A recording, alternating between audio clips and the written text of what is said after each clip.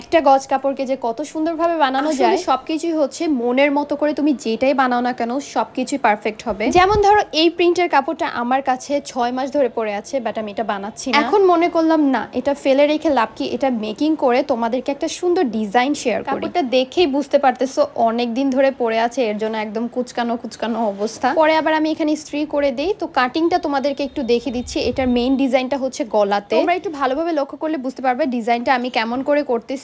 তো সুন্দর মতো আমি যেই শেপে হচ্ছে গলাটা কেটে নিয়েছি ওই শেপে হচ্ছে আমি সুন্দর মতো এখানে লেস বসিয়ে দিয়েছি। লেস বসানোর পরে আমি এখানে এক কালারের কাপড় ব্যবহার করেছি। এই এক কালার কাপড় উপরেও কিন্তু আমি লেস বসাবো। এই ডিজাইনটা খুবই সুন্দর, খুবই ইউনিক। তোমরা একটা নর্মাল গজ কাপড়কে দিয়ে এত সুন্দর গর্জিয়াস একটা ডিজাইন করে জামা বানিয়ে ফেলতে পারবে।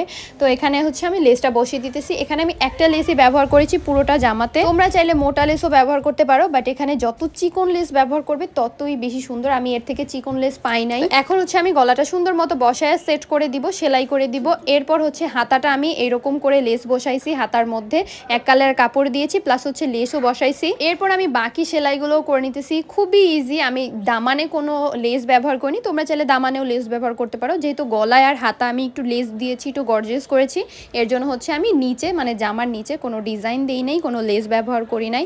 দেখো এমনিতেই ড্রেসটা অনেক বেশি গর্জিয়াস হয়ে গেছে। যেহেতু আমার কাছে এই কাপড়টা অনেক বেশি ছিল, প্যান্টও আমি সেম কাপড় দিয়ে করে ফেলেছি। এক কালারও ভালো লাগতো, বাট এই প্রিন্টের প্যান্টও অনেক সুন্দর লাগতেছিল। খুবই সুন্দর হয়েছে। তোমরা অনেকে আমাকে আমার এই ড্রেসগুলো চাও, যেহেতু আমি এগুলো জাস্ট একবারই পরি, জাস্ট ভিডিও করি, এরপর আর পরা হয় না। এগুলো হচ্ছে আমি সেল করে থাকি, বাট একটা একটা করে না, আমি একসাথে সবগুলো সেল দিয়ে দিই। তারপর হচ্ছে তোমরা নিতে পারবে। তো ওইটার জন্য একটু ওয়েট করতে হবে, মানে আমার পেজে খেয়াল রাখতে হবে। আমি যে কোনো সময় হচ্ছে পোস্ট করে দিব ড্রেসগুলো সেলের জন্য।